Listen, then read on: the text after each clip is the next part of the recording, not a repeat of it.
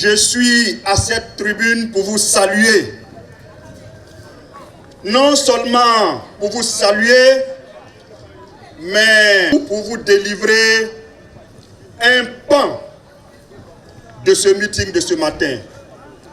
Et ce pan, évidemment, de ce meeting a trait à la crise à l'Assemblée nationale de Côte d'Ivoire et également à la crise au sein de l'Assemblée parlementaire de la francophonie, entendez APF. Chers amis, chers jeunes, notre pays est dans un coma démocratique. Notre pays connaît une crise profonde parce que vous savez que l'Assemblée nationale, c'est le siège de la démocratie. C'est le symbole de la démocratie. Et, chers Ivoiriens, croyez-moi, depuis le 8 mai 2019, une date triste dans l'histoire de la Côte d'Ivoire, une date noire dans la démocratie ivoirienne. Oui, à cette date est arrivé un monsieur à l'Assemblée nationale de Côte d'Ivoire. Celui-là, depuis son arrivée, l'Assemblée nationale de Côte d'Ivoire est dans un coma profond. Oui, ce n'est pas étonnant que l'Assemblée nationale de Côte d'Ivoire soit dans ce coma, parce que celui qui est arrivé à la tête de l'Assemblée nationale depuis cette date s'appelle, sans surprise, M. Cimetière.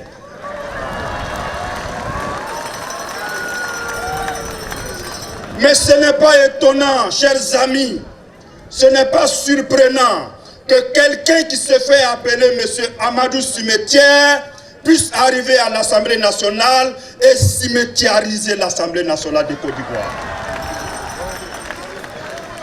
Je suis ici pour vous dire de vous engager, chers Ivoiriens, chers peuples, chers jeunes. Nous avons des acquis fondamentaux, des acquis démocratiques que nous devons défendre face à M. Cimetière. Chers amis, de quoi s'agit-il? M. Amadou Smaoro arrive à la tête de l'Assemblée nationale de Côte d'Ivoire le 8 avril 2019. Et évidemment, lisez la constitution ivoirienne.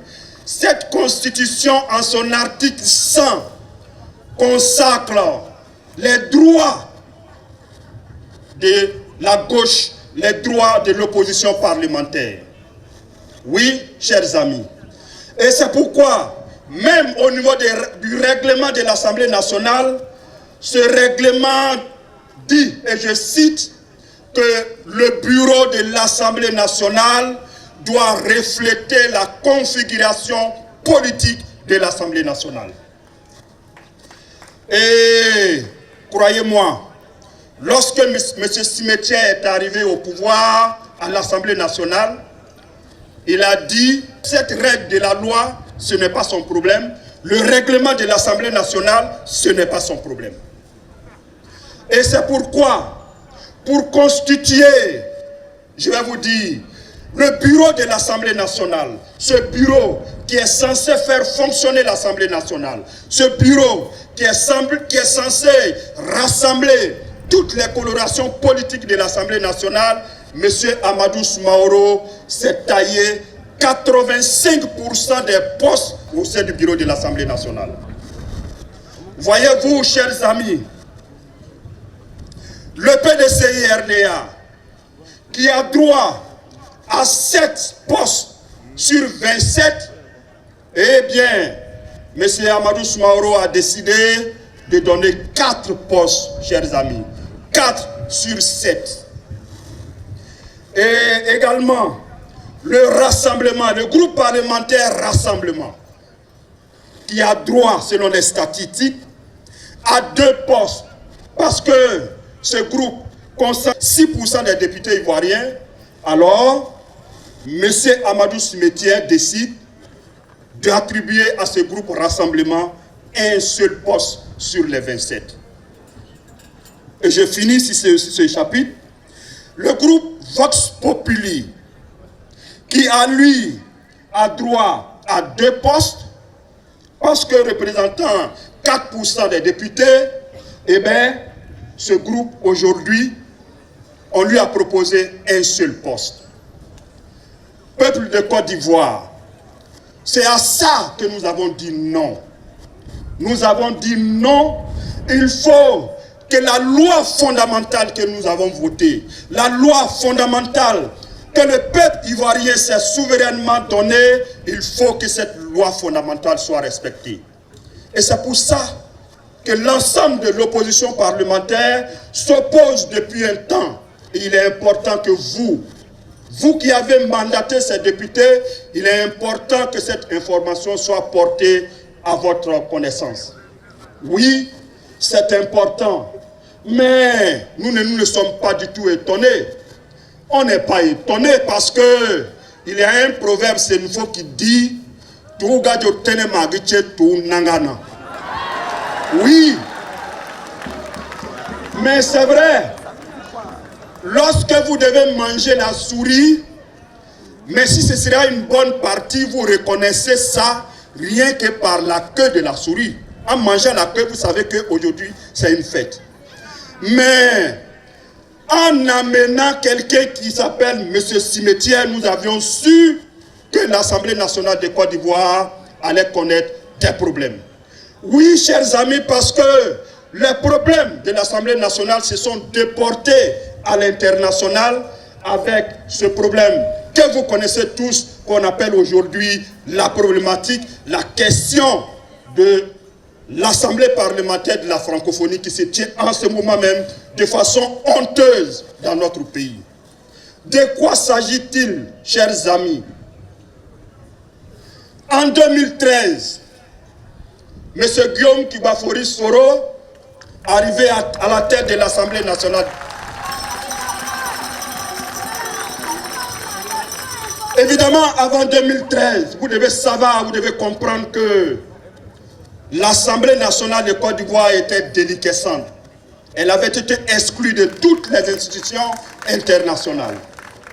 Et c'est en 2013 que le président de l'Assemblée nationale entre à l'APF, l'Assemblée parlementaire de la francophonie. Et c'était à Luxembourg. Il entre, mais à Luxembourg, en juillet 2017, il est élu premier vice-président de l'Assemblée parlementaire de la francophonie.